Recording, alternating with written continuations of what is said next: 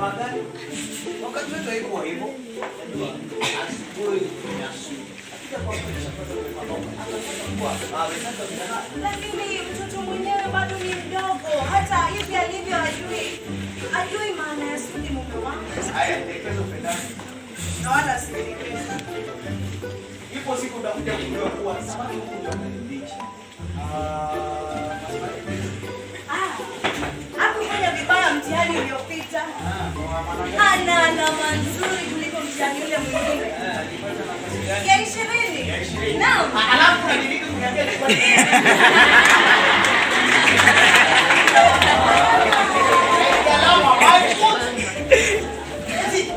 Alipunguza alishuka na nafasi ya darasani hapo ndani angeshusha alama hadi nafasi.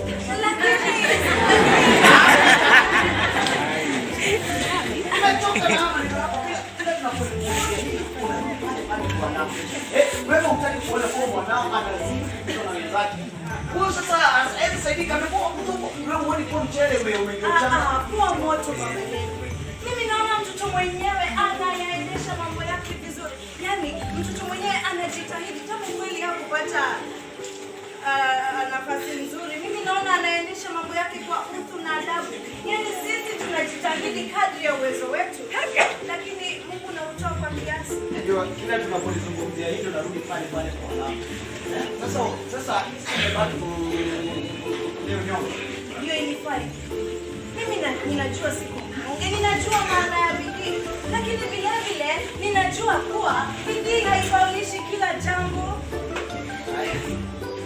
Ili sasa sasa ngoja umekuja chai. Hai nilishafanya kitu kingine mapema sana. Nimeelewa kipindi hiki ni kigumu, mashirika yamepunguza wafanyakazi ila kazi ni zile zile tu. Yaani kwa ubora kuna afya lakini mzigo ufiki. Nilikuwa chango siku nyingi sana. Baba yangu. Kuna jambo ambalo ningependa kukupasha. Mama hana hali na ujuavyo mama yuko mjini. Kwa hivyo ninakuomba umtingie pondo angalau aende akaangaliwe na madaktari vizuri.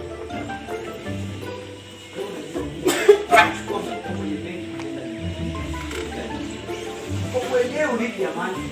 Wewe tena ulikazana kuwa Mina aende boarding school. Tena shule ya gharama. Alafu pesa nyingine unatoa wapi? Hatua kwanza lazima asomee shule ambayo haikupi wasiwasi.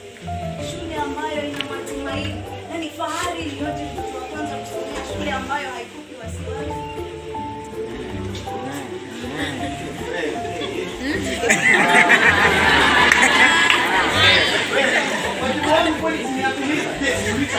Unanunua biashara? Tunayo. Unakunulia gari hii kama hiyo? Naam. Mbona mtata kabisa? Wewe nimekwisha kukwambia kuwa mzigo wa majukumu ya familia yangu ya kina kianza kutosha. Au mzigo huu unatosha kuniangaisha mimi? Mimi hapo nimesikia. Jamani. Wewe sema yako na ya kuwazima lakini kile kitabu kwa hilo sema. Mshahara wako mimi sikuoni. Kweli si kweli? Ni kweli? Wewe unafanya nao shughuli yako. Nimekunulia gari jipya, si ndio? Mama shughuli ambayo utapanga nayo shughuli yako, si ndio? Wewe una bahati sana, si kama wanawake wengine ambao hawana kazi wala basi. Una bahati sana wewe. Tena wewe unajua kuwa unaelewa mambo ya kazi. Unaelewa kuwa mshahara licha kuwa na mshahara kila mwisho wa mwezi. Mshahara wenyewe unapata utoshi manake majukumu. Kumbuka nikupatia mshahara wako. Lakini bahati ya kazi ya kulia mnamo naye dadako anaitwa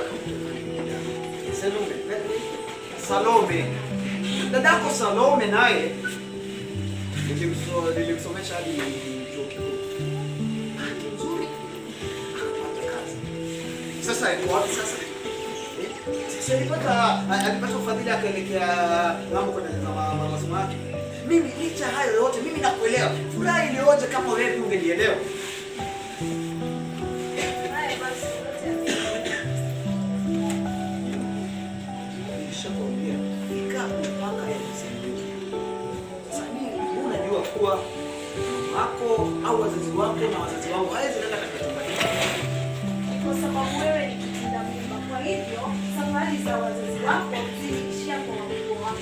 Unasahau kuwa mimi ndiye mkubwa kwetu, kwa hivyo safari zao zitaishia kwangu. Wewe unaelewa kuwa huyo kaka yangu mkubwa ambaye unamsema alikuwa na chumba cha wageni bali na nyumba yake kule. Hata mimi ni Kristo. Unju, mila gani hizo? Hazina dhamana kwa ulimwengu wa leo. Wapo wazazi wanaoishi na watoto wao kwenye nyumba moja, tena ndogo tu. Unju. Hata tuzungumze siku nzima haya maneno ya hata unaona ni wapi?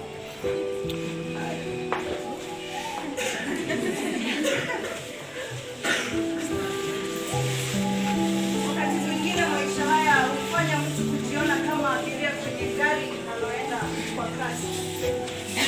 Yaani unataka umwambie dereva apunguze mwendo, lakini huwezi, maana safari yenyewe ni refu na unataka kufika kwa wakati. Basi unatulia, japo ndani hutulii, una wasiwasi.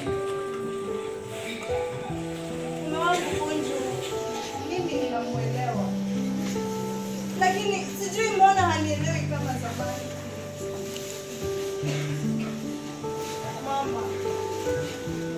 Mama wangu mzazi ndiye mboni la jicho la kwetu, ananihitaji zaidi, hasa kipindi hiki cha lala salama. Nimsaliti kwa sababu ya ugumu